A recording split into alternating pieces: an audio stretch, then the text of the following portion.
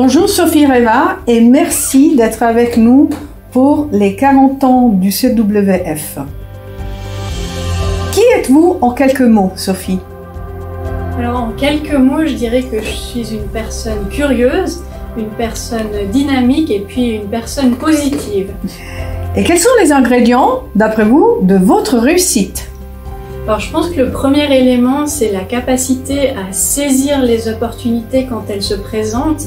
Et puis un autre élément, c'est de ne pas laisser le doute avoir le dessus. Donc ne pas avoir peur de l'échec, essayer des choses, tester des choses et apprendre en faisant ces tests. Que feriez-vous différemment dans votre carrière? Alors je pense qu'il y a plein de choses que je ferais différemment. La première, c'est de construire un réseau beaucoup plus tôt dans ma carrière et de construire un réseau beaucoup plus large et beaucoup plus varié. Et puis le deuxième élément que je ferais peut-être un peu différemment, c'est de ne pas attendre que les opportunités viennent à moi, mais aussi de les créer de manière beaucoup plus active, de les susciter de manière beaucoup plus active. Et Sophie, quel est le meilleur conseil reçu ou celui que vous aimeriez partager avec les gens qui nous écoutent aujourd'hui?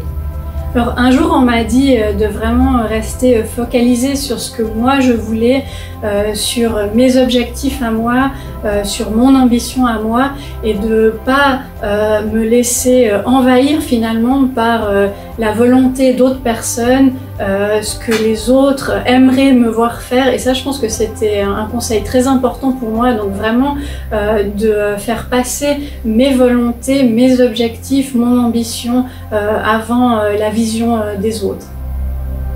Sophie, vous êtes jeune, déjà depuis quelques années membre de la direction du groupe Mutuel. Comment le mot génération résonne chez vous? Qu'évoque-t-il? Alors pour moi, le mot génération, il évoque le partage, l'entraide entre les générations, cette volonté à la fois de donner et de recevoir, donc de partager et de construire, de capitaliser finalement sur les expériences des différentes générations. Quel est le changement le plus important pour les femmes de ces 40 dernières années? Alors, je pense qu'il y a eu beaucoup de changements qui ont permis de redéfinir le rôle et la place de la femme dans le monde professionnel et je pense que c'est une très bonne chose.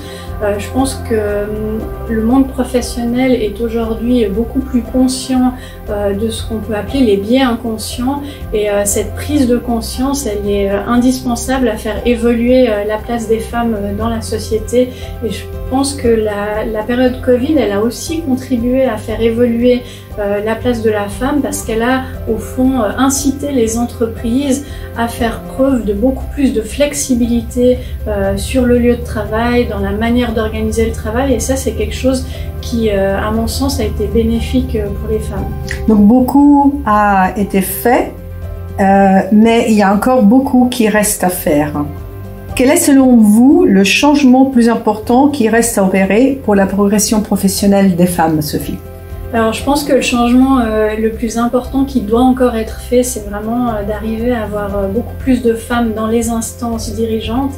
Et ça suppose que les femmes qui sont déjà aujourd'hui dans ces instances dirigeantes s'engagent pour trouver des talents féminins, pour les accompagner, pour leur permettre de se développer et pour finalement accéder aussi à ces rôles dirigeants.